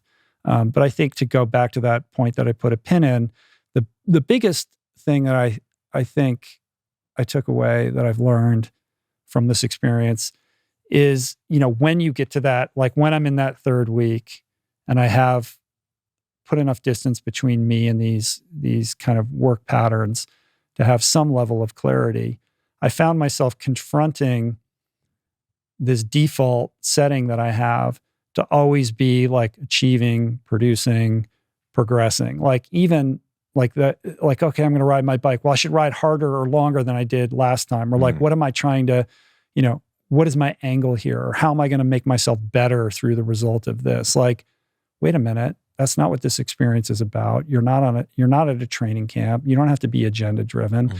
Can you just be? And that's the hardest part of all. Yes. Right? Like, can you just sit with yourself and be in the allowing of experience without it being connected to or tied to some trajectory that's moving you, in a certain direction. No. Or in accordance with, it's like, no. And it was amazing to me. Like I would notice that.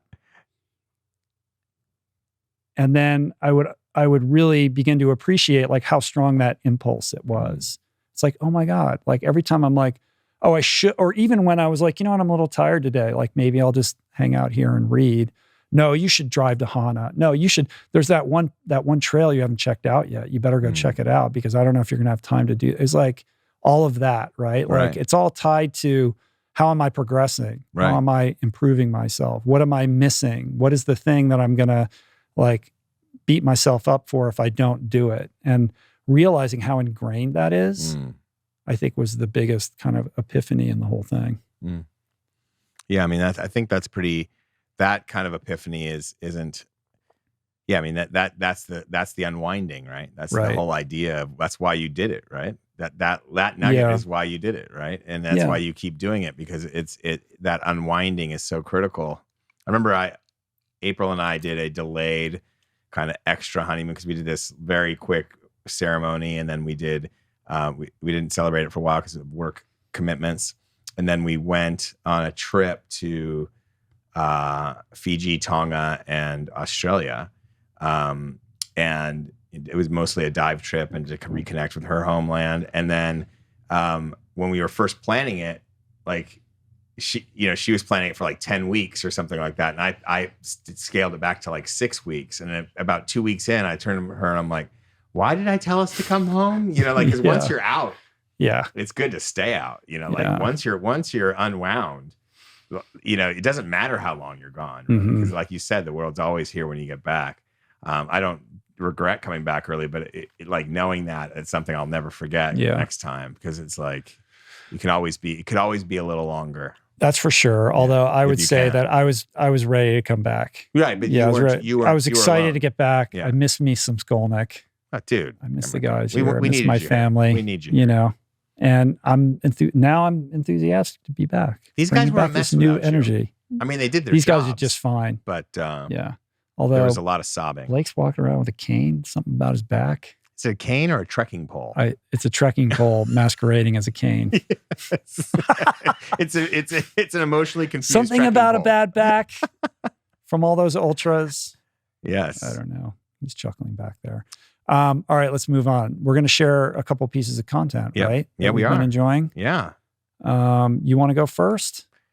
Well, I think. I think my content I have here is keying off of the Alan Watts stuff that you wanted to post. Yeah, so I'll start. I mean, the first thing that I wanted to draw attention to is this catalog of talks by Alan Watts that Sam Harris has made available on his Waking Up app. Okay. And I spent a lot of time with Alan Watts over the course of Did you? my sabbatical. I think I got through maybe somewhere between 30 and 40 hours of this. There's 142 hours of Alan Watts talks on the Waking Up app. For people that don't know, Alan was he's kind of perceived as the guy who helped introduce Eastern wisdom to the West. He was an incredible speaker and writer who was influential in the counterculture of the 50s and the 60s. He wrote over 25 books. Particularly Zen Buddhism, right? Zen Buddhism. Yeah. Wrote a ton of books, charismatic speaker. And this catalog is like a gift. Like, I can't believe that there's this one place where you can go and you can listen to as much Alan Watts as you could ever want to. It starts to, because it's broken into categories, but these are talks that he's given over the years. So certain stories repeat themselves and themes recur and things like that. But I found it to be just incredibly nourishing and beautiful. So that is one thing that I've definitely been enjoying. That's cool. I read one of his books when I was in my early stages trying to piece together my spiritual worldview. But I found him so academic, like he's so smart. Like it was just very hard for me to fully engage him. But I think it's you should revisit. I should. Yeah.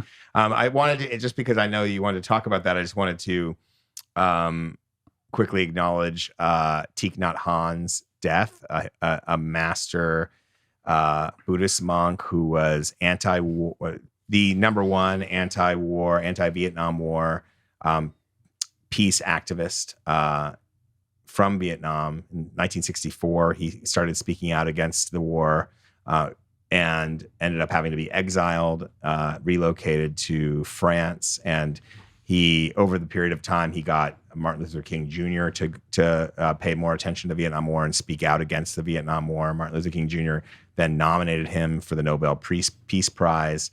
Written many books. I have a book in my library, Old Path, White Clouds. It's his, he's basically presenting the teaching of the Gautama Buddha. It looks like you actually read that book, I too. actually read it. Look at that thing. Yeah. It's been beat to hell. Either I read it or I carried it around a lot and then would take it out to impress people. Uh-huh. Both might be true. Just at the right moment at the right coffee shop. Yeah. Yeah, just like that. Is that how you met April? Yeah, I walked up to April and I said, "Have you read this book by this Buddhist master? It's pretty damn good." So anyway, he's a giant, obviously, and one of those people that we should always revisit when we're considering kind of our place in the world. I think he's a great writer. He lived in 95. Beautiful man. Beautiful dude. And in that vein, I wanted to also kind of recommend this book, Rebecca Pacheco, who's a yoga and meditation instructor in the Boston area. She was kind of like one of the she's a very popular instructor in the Boston area, and this is her second book. She wrote the first mostly about yoga, and this one is about mindfulness and meditation. And the reason I brought up Thich Nhat Hanh is that Thich Nhat Hanh's, I think, his most lasting legacy is he introduced the idea of mindfulness into our culture here in the United States. So everything else that when you think about the idea of mindfulness, the Jack Kornfield and all that stems from Thich Nhat Hanh. And then Rebecca Pacheco is kind of making that really digestible and accessible for people. I think particularly women will enjoy this book. It's written with a very modern kind of even political kind of mind, but also a very understanding, not polemical at all. And I just think it's really well wrought and very accessible. So if you're interested in getting into mindfulness, you don't know much about it, I mean, this is a great first step, and I just wanted to recognize her. So congrats to Rebecca. Yeah. And that book just came out not too long ago. Nice. Yeah. Adam. Yes. Survival is insufficient. I know where you're going with this. Yeah. I remember Damage. There's some good ones in there, right? Yeah. What are the other ones? I don't know. It's so highlighted. I have it in here. Oh yeah. You highlighted it so that I can't even read it. Here, I got it back. I don't want to live the wrong life, then die. To the monsters, we're the monsters. Right. It's so good. Yeah. Of course, we're talking about Station 11 on HBO Max. This is the best thing I've seen on television in quite a long time. I recognize that I said that about White Lotus. You did. This is better than White Lotus. I mean, it's different. It's very different. Let's just say they're different. Yeah.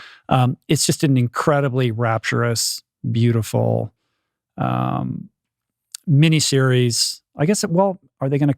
Yeah, no, it's completed, right? Yeah, there's no season 2. It's a one and done. I think so. Yeah, it's a one and done. But I haven't gotten to 10 yet. No. Yeah. It's done. It's based on a novel by Emily St. John Mandel that became a big deal. Sold a lot of copies. And it's this, for those that haven't seen it or don't know anything about it, Station 11 is kind of this post-apocalyptic pandemic story that actually they started filming before the pandemic. Did you know that? Yes, I did. Then they had to take a break. 5 years old, right? They had to take a break for like a year and a half, Right. and then they revisited it. But the inception of the story was birthed before everything that we're living through. And the kind of weathering the pandemic aspect of it is only a very tiny aspect of what the story really is, which is this narrative that follows a group of people and they're intersecting time-shifting multi-narratives as they strive to survive and find meaning and connection through the lens of trauma, of community, of art, and Shakespeare. And it's just it's wonderfully wrought. The writing is extraordinary. It's elegant and it's visually stunning. It was created by very spooky. Adapted and created by this guy Patrick Somerville, who is sort of a Damon Lindelof protege. He worked on Leftovers. He created that show, Maniac, with Jonah Hill. And not all, some of the episodes are directed by Hiro Murai, who was a director on that show, Atlanta. Also Jeremy Podeswa, who's like just a legend in television direction. And the cast is insane. Mackenzie Davis from *Halt and Catch Fire*, Himesh Patel from Yesterday, Gail Garcia Bernal, who's just wonderful. Daniel Zavato, who plays the prophet. I mean, it goes on and on and on. But like, it's hard to encapsulate or explain what this show is about. But I just found it utterly captivating. Yeah, I agree with you. I've watched 5 episodes so far. It's arty and dreamy, and I love the fact that it's nonlinear. And it's not nonlinear in so many in a lot of ways, but specifically in time. So you're hopping back and forth from 20 years ago to 20 years forward to 2 years after the pandemic, all the way around all the time. And just the creativity involved in that storytelling, I think, is really interesting and makes it original. I mean, it's as original as a nonlinear type story, I think, that I've ever seen. Would you agree? Yeah. Some of that storytelling technique is kind of a Damon Lindelof type device that first showed its showed its hand in Lost. You know, it kind of owes its legacy to that type of storytelling, I suppose, on some level. Right. But this is even more jarring than that, though. Yeah.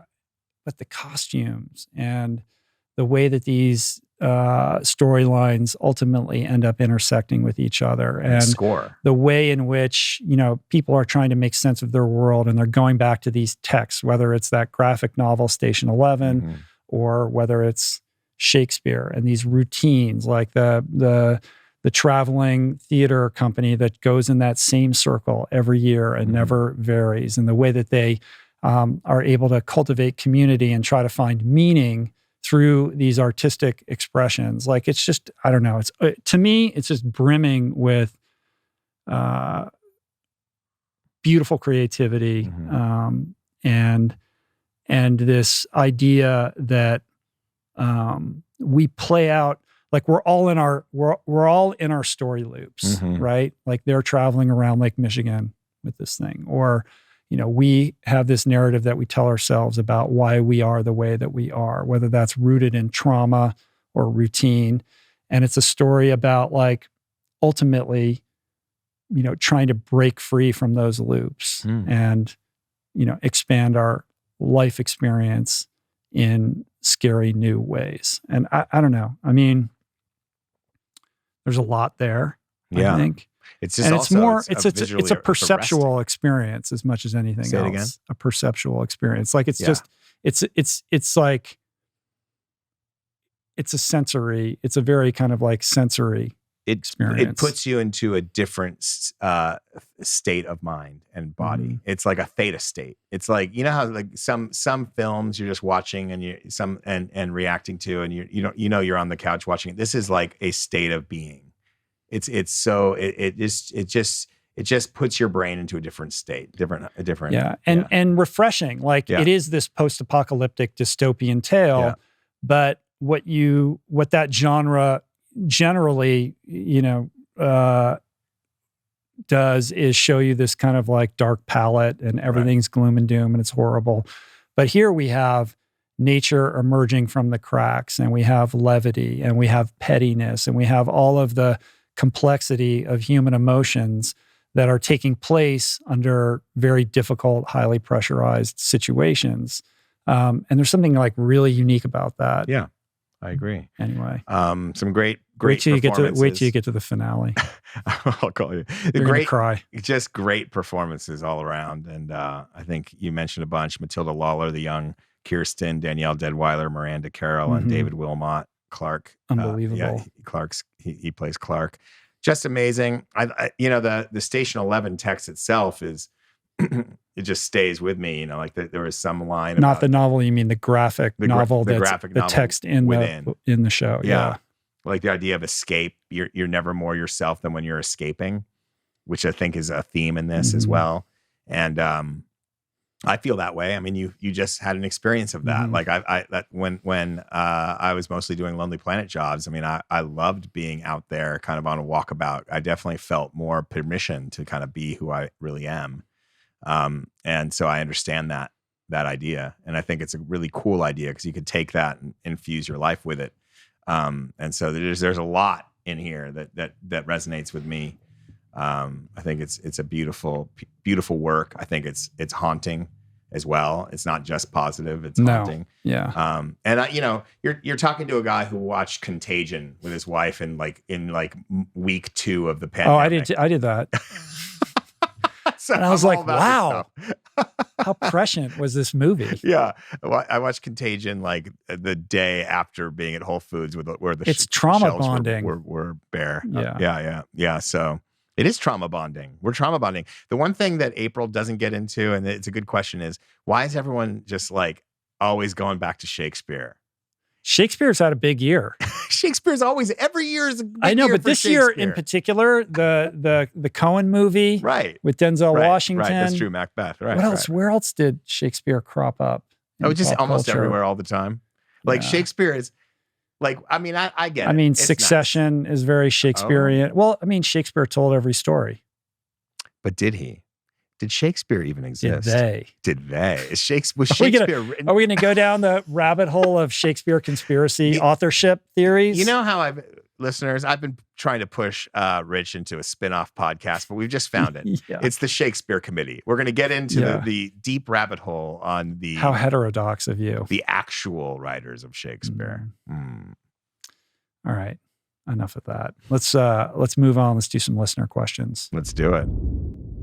Sorry to interrupt the flow. We'll be right back with more awesome, but I want to snag a moment to talk to you about the importance of nutrition. The thing is, most people I know actually already know how to eat better and aspire to incorporate more whole plants, more fruits, vegetables, seeds, beans, and legumes into their daily routine. Sadly, however, without the kitchen tools and support, very few end up sticking with it. So, because adopting a plant-based diet transformed my life so profoundly, and because I want everybody to experience some version of what I've experienced, we decided to tackle and solve this very common problem. The solution we've devised, I'm proud to say, is the Plant Power Meal Planner, our affordable, all-in-one digital platform that sets you up for nutrition excellence by providing access to thousands of highly customizable, super delicious, and easy to prepare plant-based recipes. Everything integrates with automatic grocery delivery, and you get access to our amazing team of nutrition coaches 7 days a week and many other features. To learn more and to sign up, visit meals.richroll.com. And right now, for a limited time, we're offering $10 off an annual membership when you use the promo code RRHealth at checkout. This is life-changing stuff, people, for just $1.70 a week, literally the price of a cup of coffee. Again, that's meals.richroll.com, promo code RRHealth for $10 off an annual membership. All right, let's get back to the show. Rich? Yes. Before we get into listener questions, I've got a title for our Shakespeare podcast. What? The Shakespearacy. I guarantee you there's a podcast called that already. Shout out Jason Camiolo on that. That's great writing. From the people that brought you Cowspiracy. Wait, that's Shakespearacy. They probably already own that. Wait, you know those guys. Yeah, I do know those guys. We could get this. The Shakespearacy. Why does everyone... Cowspiracy, Seaspiracy, Shakespearacy. There's a reason you're having forced to read Romeo and Juliet and Macbeth in class. And it's not because they're great plays. It's because of white supremacy. Yeah. George Soros has some role behind the scenes, I'm sure. George Soros.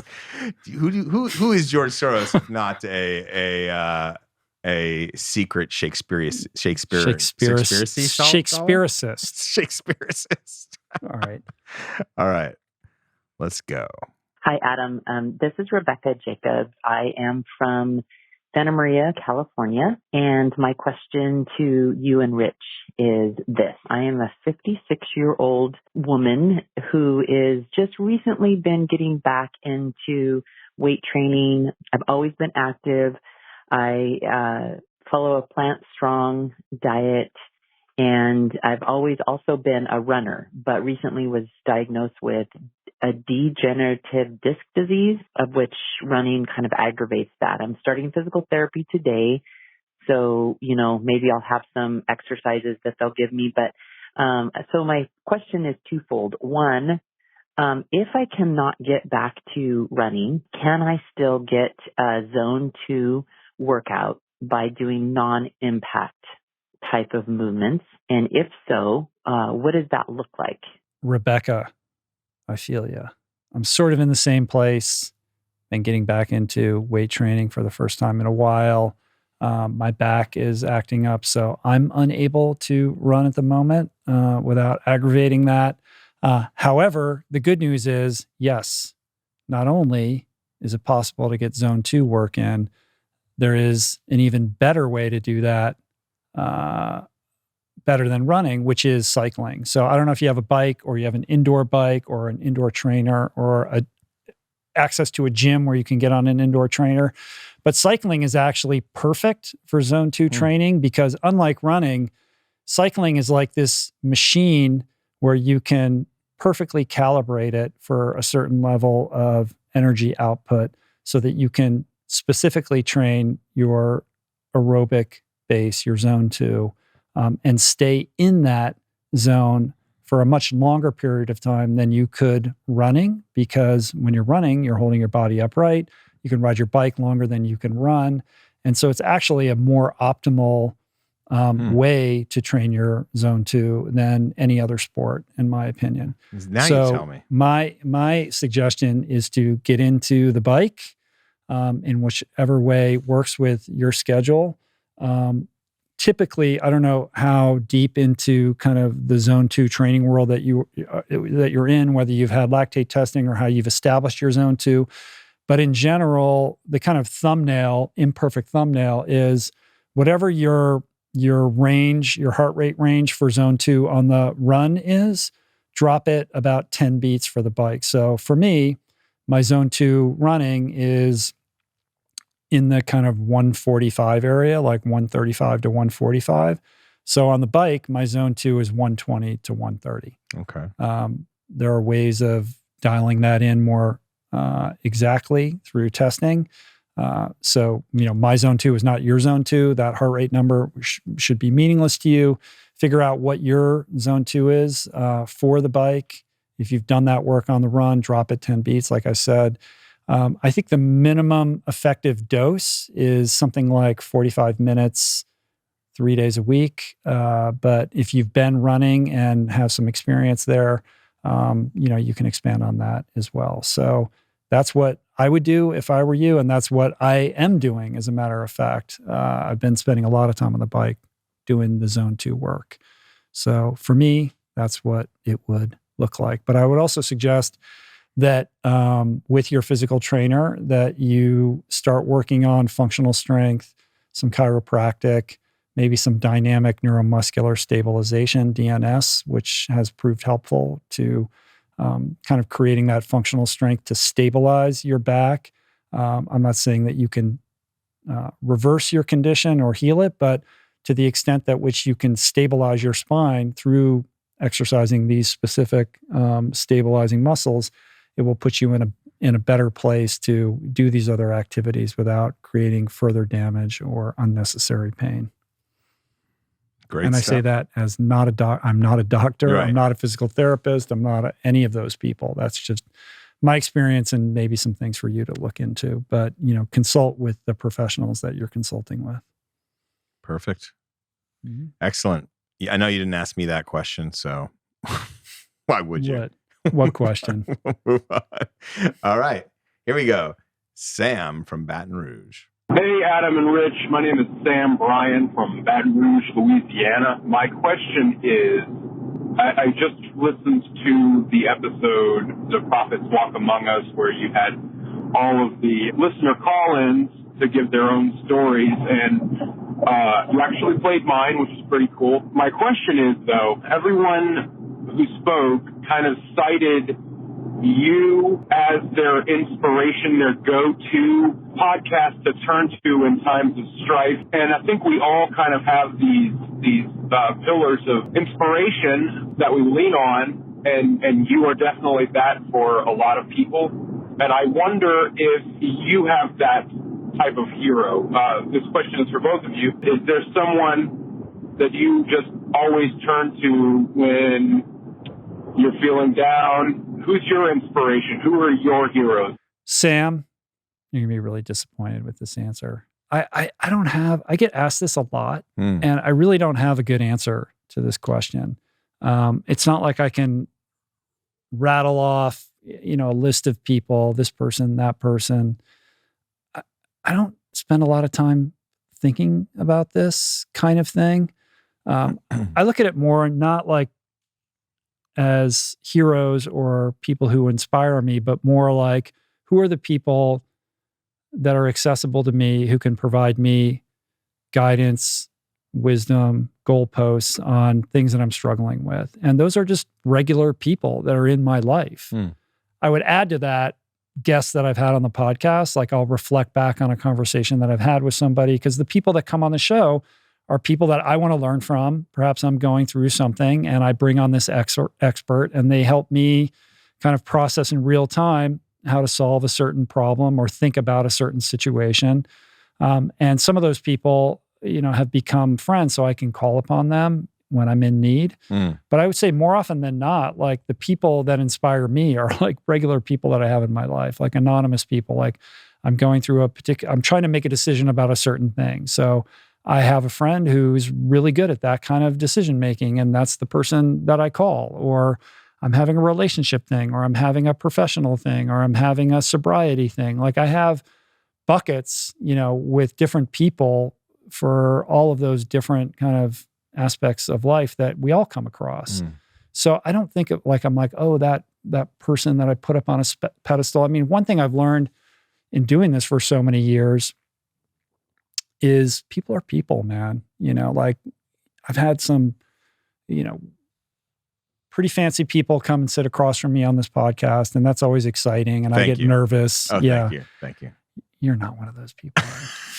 Of course you are. You don't have to say that. And then you spend a couple hours with them and you're like, oh, it's just a guy, or that's just a whatever. Yeah. And then you're like, well, if that's just a guy, then that other person that I'm thinking about in this really spectacular way, well, they're just a human being too, right? It really helps ground you in that realization. So that's sort of cured me of a lot of hero worship. So I draw my inspiration from, all places, and I think for me, the most inspiring people are kind of the anonymous heroes who are doing amazing things and not seeking attention for it. Just Thank you. There you are again. You keep cropping up. You're everywhere. I know. You're like termite. You're like termites crawling out of the wood. Adulation, right? So, how badly do you want it, Adam? How should I deliver the adulation to you? Would you like it on a silver platter or on a gold bar? I'll just eat it like a bowl of soup. I can do that for you. Like a Shakespearean era. I could do that for you. Stew. Yeah. Back to the Shakespeare. So I don't know. Like I said, probably a very unsatisfactory answer for Sam, but that's the truth.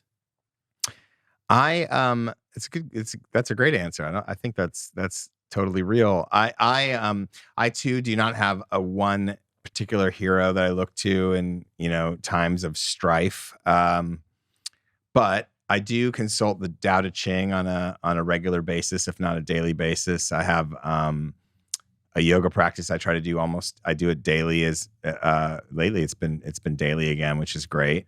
And then I read a verse from the Tao Te Ching, which I've said on this podcast before, and I contemplate it. I could be on one verse for 12 days. It could be on one verse for a day. So it just depends on my moment and what's happening in my life, and that kind of keeps me oriented. And then, but another thing that I think about a lot is the Stoics, because I get the Daily Stoic on my Instagram feed, and it's not like I've never even read the book. That's a huge hit, by the way, Ryan Holiday's book. But the idea of Stoicism is something that I completely dovetail with and the idea that you're here, you're not here to have everything be easy or enjoyable, and that wisdom from another age is kind of my answer to that. So, if it's the Tao, if it's Daily Stoic, or whatever it is, because I'm like you, I'm fortunate enough to be able to, for my job,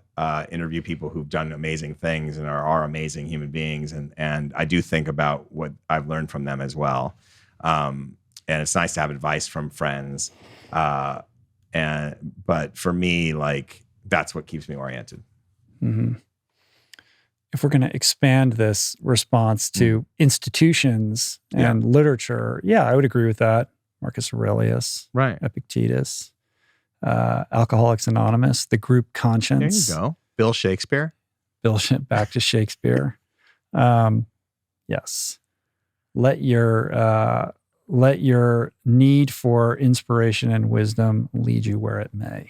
Bob Marley. There you go. All right, let's do the last question and tie this thing up. Let's wrap a bow on it. I thought we were going to get under 2 hours, but I don't think so. No, I'm too wordy. All right, so the last one, I'll play it on my phone for you, then we'll download it. Someone that you may have heard of. Hey, Rich. Hi, Adam.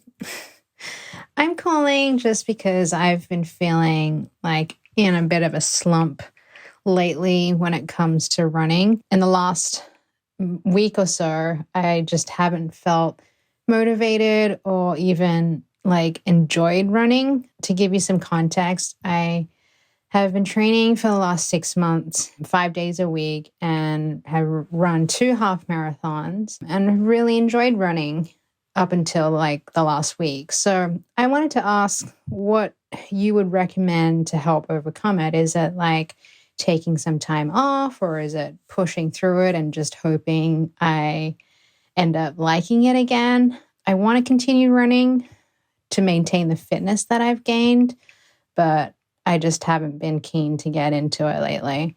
Anyway, would love to hear your thoughts. Thanks. Oh, yeah. That was April W. from Santa Monica.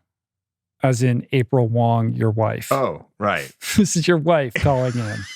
Were we hurt? Were there no other voicemails on the service? You're like, there were. I gave her, she wanted in. So I gave, come on, guys. All right. Come on, listeners. You got to indulge me on this one. Let me make this easy for April. April, you're feeling like you're in a bit of a slump. That has to be because of Adam. This is your fault. It's clearly, what are you doing to contribute to April's slump? It's what I'm not doing, Rich. Clearly, you're the issue here. It has nothing to do with running. Are you showing up as a husband? Let's make this about you. Wait, what? Listen, April, thank you for your question. You've been running for 6 months, 5 days a week. Of course, you're feeling like maybe less than enthusiastic about it. These things have to have a season. Take a break, first of all, before you make any drastic decisions about your future as a runner. Every athlete needs breaks. So if you're worried about losing the fitness that you gain, let's try to do something else movement oriented for a couple of weeks and allow your body to kind of reset. I mean, going 6 months, 5 days a week of running, that's going to give any runner a sort of malaise over it. So I think that's number one. The second thing is you don't have to be a runner. Like, you're not a professional runner. So if it's not doing it for you anymore, you can feel free to switch it up and find something else that you enjoy doing. But before you do that, take that break and then return to running and maybe put something on the calendar, find something within running that scares you or excites you, and set yourself up for a bit of an adventure. And that might inject your running experience with a little bit more excitement and enthusiasm.